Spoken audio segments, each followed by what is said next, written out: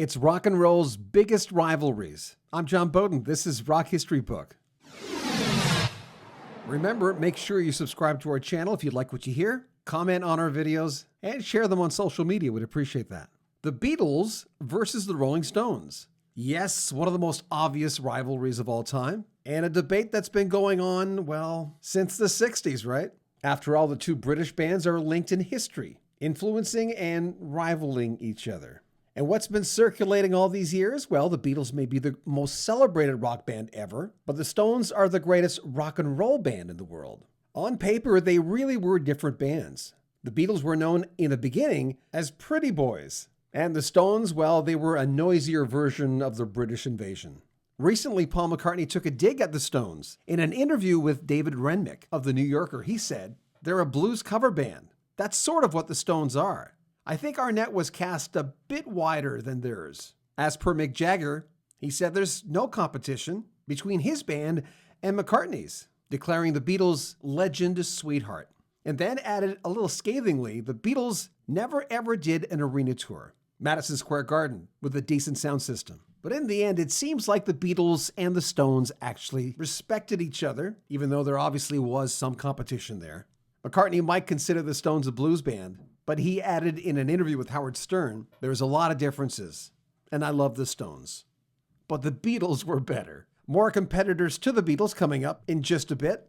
Nirvana versus Pearl Jam. They were both huge bands in the 1990s and big leaders, of course, in the grunge field. Both bands came from the same city and captured the same movement while battling the same charts. When Nirvana hit it big, they had a very influential following. When lead singer Kurt Cobain was asked about other bands circulating at the same time, he had a few things to say. He called Pearl Jam a mockery of the grunge aesthetic, with sound that was too in line with classic rock to be truly considered alternative.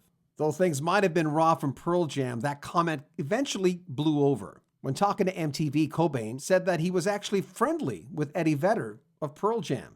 He even danced with him underneath the stage at the MTV Music Awards when Eric Clapton was performing Tears in Heaven. A few years later, Kurt Cobain took his own life, and with that went the rivalry. Blur versus Oasis. Entering into the Britpop genre in the 90s were Oasis, but the band had an ongoing feud with the band Blur. The two bands were so competitive that they even released singles at the same time to create momentum and to see which band would outdo the other. Oasis released Roll With It, and Blur offered Country House in 1995. Blur, in fact, won that competition, which led to Noel Gallagher of Oasis wishing that the members of Blur would catch AIDS and die, something he later apologized for.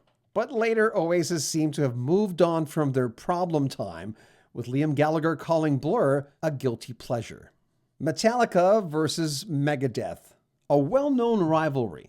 Things don't get much colder when you get these two bands side by side. Ever since the mid-80s, when it all started, Metallica's lead guitarist Dave Mustaine was having a rocky relationship with life when he drank. Just before the band was about to make a contract with Megadeth Records, the band fired Mustaine before working on Kill 'Em All. Mustaine was choked at being dropped, headed back to San Francisco to start his own band, Megadeth. And the Beatles are back. The Beatles' well-known respect, but also competition with the Beach Boys. Now here's two bands that were huge in music, heavily influential. I'm overstating the obvious. At times they had similar feels.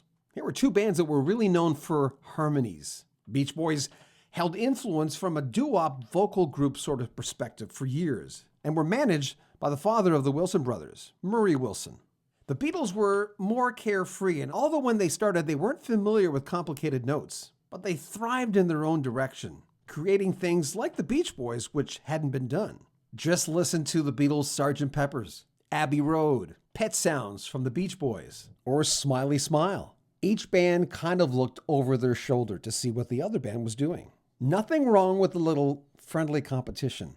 If we do part 2 of this series, what bands would you consider competitors? Make sure you comment on our videos, subscribe to our channel, and click the bell notifications so you don't miss anything. And share our videos on social media. We'd appreciate that. I'm John Bowden. This is Rock History Book. Take care.